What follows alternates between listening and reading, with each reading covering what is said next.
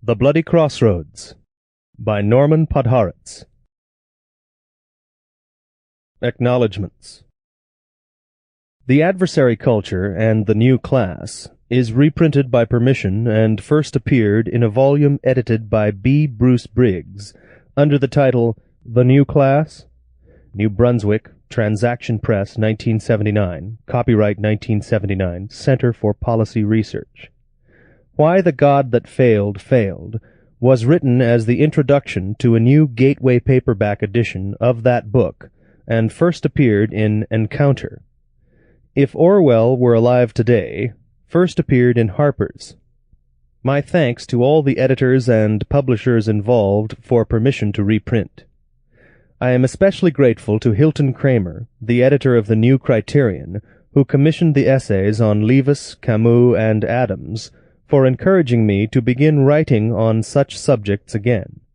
And as ever, I owe an enormous debt to Neil Kozadoy and to Brenda Brown and Marion Magid, my other colleagues on the staff of Commentary, in which the essays on Kissinger, Kundera, and Solzhenitsyn were originally published. Finally, I want to thank my son, John Podhoretz, for persuading me to put this collection together. I should add that for the purposes of this book, the only revisions I made beyond the merely cosmetic were a matter of eliminating outdated references or minimizing the inevitable overlap between different essays. For Hugh Weldon. Introduction. The essays collected here were written separately, all except one since 1982, but they have, I believe, so much in common that they belong together in a single volume. To begin with, they all deal with authors who stand, in the phrase I have taken from Lionel Trilling for my title, at the bloody crossroads where literature and politics meet. Why bloody?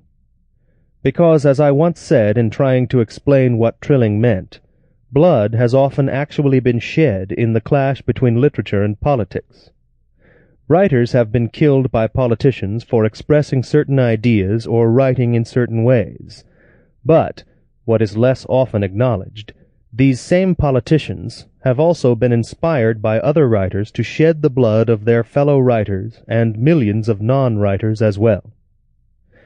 But that is perhaps too general, either as a gloss on Trilling or as a description of the main theme of this book. For as the name of Anthony Trollope alone reminds us, the intersection of literature and politics has not always... Sample complete.